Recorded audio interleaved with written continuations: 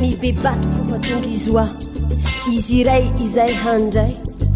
antika tsy irairay aza mangatakandro intsony fefa miantsony ao ambony atolory azy ny foninao de hazava ny lalanao mibeba ianao mibeba mibeba ianao mibeba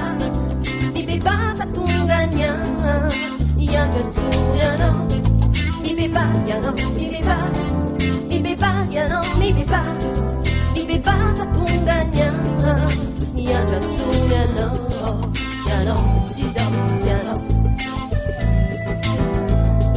mibeba ianareo mibeba de miova mibeba fa za miana ana fa tsy efa tsapanao va fianane tsy matamana ninninona atao to tsy mety miovy izao raha fa hantrana mbola miraiky tapisakao fa hoy ianao tsy lasa ntsony izao fa ataoko izay ampiovy izao fianako izao tandremo anefa ny manaonao foana efa miafoy ny fotoana dra ho antondonany amin'ny dadarabe ka mpindrozony ody tsy tapakazo re tsy fantatrao angafa ny rehetra ny eo ampelantanany iray lehibe zay lehibe no idadarabe ko mibeba ianao teny izao mibeba ianao mibeba mibeba ianao mibeba mibeba fatongany iandro antsony anao mibeba ianao mibeba mibeba ianao mibeba mibeba fatongany iandro antsony anao ianao sizao sianao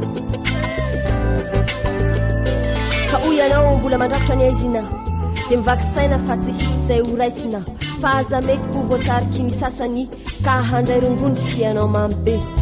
everiny am'izany fa de ho vita ny olana kanefa ny tendany vao maika ny olana fa tsotra fotsiny any mibeba fa dio ny lalandratsy de miova fambaratoanao am'izao fotoana izao ity mivavao mafaly ho aisy ianao andriamanitra ray ty to andefa ny zalatokana de kristy jesosy janafo ny rano ho fanatitra noho ny otantsika rehetra eto an-tany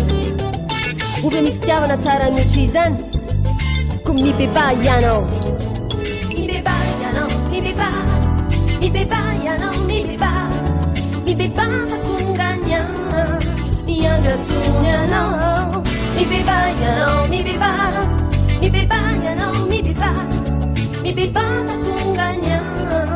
iandro antsony anao ianao sizao sianao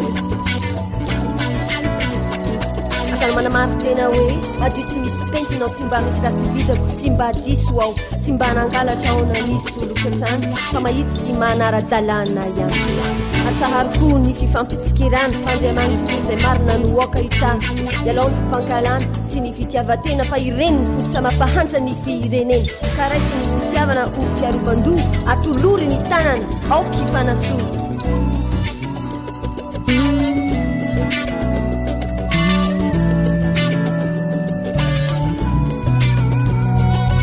ekeo ny elokao de ovo avonjy anao izany dikany hoe mibeba ianao ekeo ny elokao de ovo avonjy anao izany dikany hoe mibeba ianao